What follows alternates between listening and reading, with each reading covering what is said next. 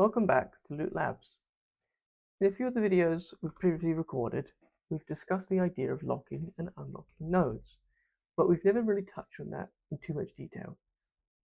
So in this video, we'll discuss how one locks and unlocks a node between two nodes, how this can be applied to groups, and how this grouping and locking mechanism applies to the nodes within that group set as well. We'll look at the actual icons on the flow engine and how they are used to visualize this relationship as well. Let's jump into the editor for some more in-depth tutorial. Okay, so we're back in the Unity editor with a basic scene open and some the flow engine included and some simple nodes on our flow engine window. If you're a bit stumped on what you're actually looking at, please refer to the early videos in the tutorial series. So the idea of unlocking and locking nodes is essentially the player can go from one state to another without us actually having to define conditional statements in the order list itself. Let's take an example here where this locked node might only be unlocked once the player activates or carries out a specific action which is related to this unlocker node here.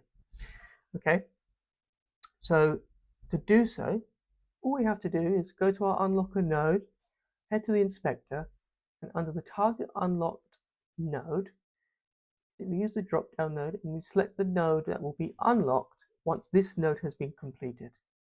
If we do so, visually this looks like a key on the unlocker and a padlock on the lock node with a dotted line to visualize the relationship between the two of them. Okay, so essentially what it's doing is saying this node is locked until this node has been completed. Okay, so I can only play this node here, let's say, at a location I want to go to. I can only do that once I've visited this location and completed the contents of that location. Okay, the same thing applies to groups as well. We can lock all of the nodes in a specific group simply by using another unlocker node over here, but we'll do this in a slightly different way via orders. Let's take, for example, an idea where we have checked for a variable, for example. We have collected 3 items, as an integer is what we're using as a reference. So if the integer is above a certain value, we can therefore unlock a node or a group. Okay. To do so, we simply, if we had an if statement, we might type if here, and let's just leave that as nothing for now, just as an example. So let's say if this order then becomes true, we can type in unlock.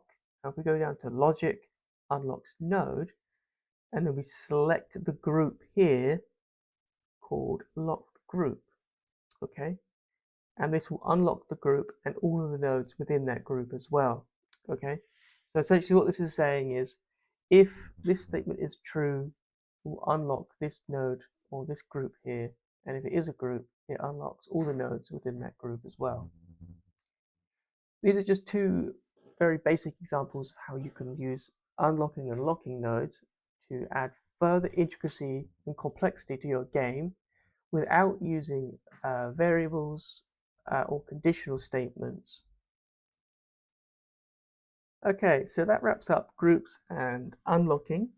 We covered how to group nodes together and the benefits of that.